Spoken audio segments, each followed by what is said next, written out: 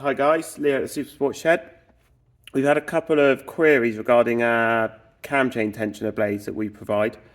And after these came out of an engine, this has snapped in the engine. Quite a few people ask about replacing them. These are items we have on the shelf. They do come in limited numbers. And we ask, if you want them to get on and get them ordered. Sometimes we have them on the shelf, sometimes we don't. We use them in our engine rebuilds, and they always unfortunately take precedent over customers ordering them, but we can normally get them within a week to us and a week to you, depending on where you are in the world. It's quite a basic task to change it. You go from broken, and that's it's an A tensioner, and you put a new one in. It's quite straightforward.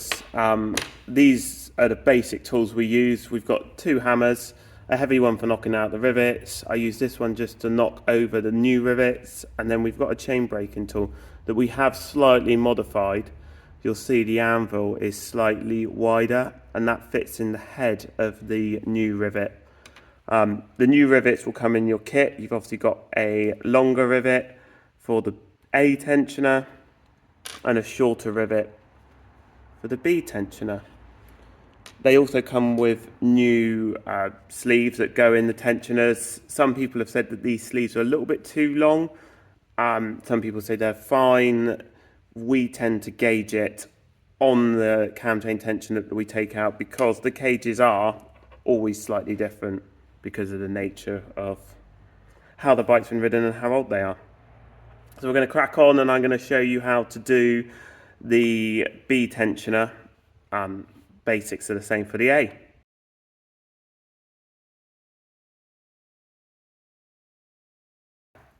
So the first thing I've done is gone onto my bench grinder and ground the top of the rivet out. I haven't ground the hard side, the solid side. It makes more sense to grind the open side, and if I quickly grab an A, you can see hollow there. So I've just ground that off. These aren't too bad. I know some people zinc plate them, make them nice and shiny. I'll probably just run them over the wire wheel just to make them look a bit better, but they do go inside the engine. So first thing I need to do is just knock the rivet out. Now again, if you don't have a vise, you could use a socket. There's lots of other ways. Again, we would probably advise, if you're doing this, you need some level of mechanical competence. If you don't feel confident doing it, we do offer this as a return service.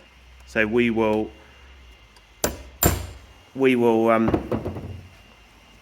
change it for you. You send us your broken blades and carrier, and we will send you a new one. We have them in stock, ready to go as well.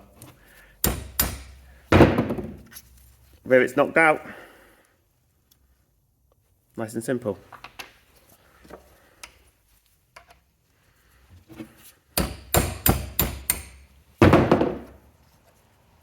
And there you go, just like that. There's spaces in these. If you wanted to reuse them, you just pop them out. It's quite simple, but that will go back to the client to show. At the Super Sports Shed, we always give our clients who've had engine builds or any major work back the items we've taken out. It just proves what we've done, and it also shows people why it takes so long to rebuild these engines. They are complicated, and little things like this, although it's fairly simple, a set of cam chain tensioners is about an hour to change, and it just takes a bit of time. Next, we're going to get our new blade, which is here, and we'll get our new spacers and our new rivets.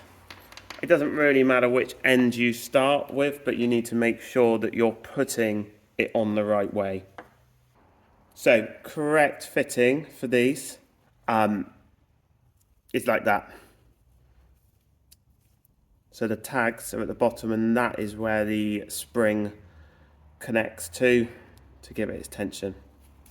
So what we're going to do, we're going to start with this end. We're going to put the rivet in. So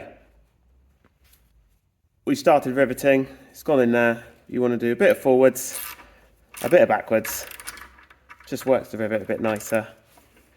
And again, with anything, you want to just test that it works, and it does. It moves backwards and forwards.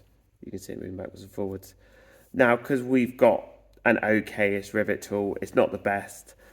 I then just use my smaller ball pen hammer just to knock it over with, the rivet's not going to come out. And actually, if you look at the way they come out the factory, they're not fantastic out the factory sometimes. These ones certainly weren't fantastic, and I'm not 100% sure if they've been changed or modified before.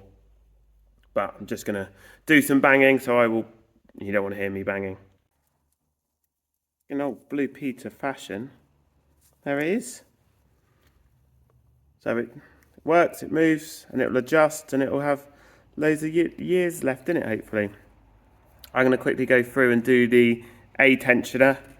We'll probably get some pictures of that, how that's gone together, and then I can put these back in the bike, and we will share the link to these on our website, so you can buy them there. Feel free to ask questions. But yeah, it's a simple method when you get used to doing it. Thanks.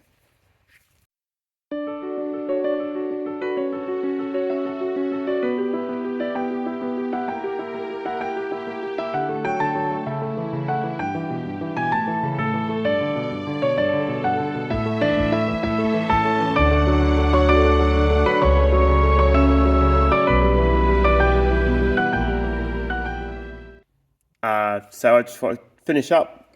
We've changed both tensioners on this bike. Again, you can see now they're off. I mean, how naff it was. And this was sold to the client as a non-runner but good condition engine. It wouldn't have lasted good. It wouldn't have lasted long at all if he had run that. So we definitely did the right thing by taking it apart non-running. So I'm going to get these in the engine and do all the other bits we've got to do to it. Thanks for watching.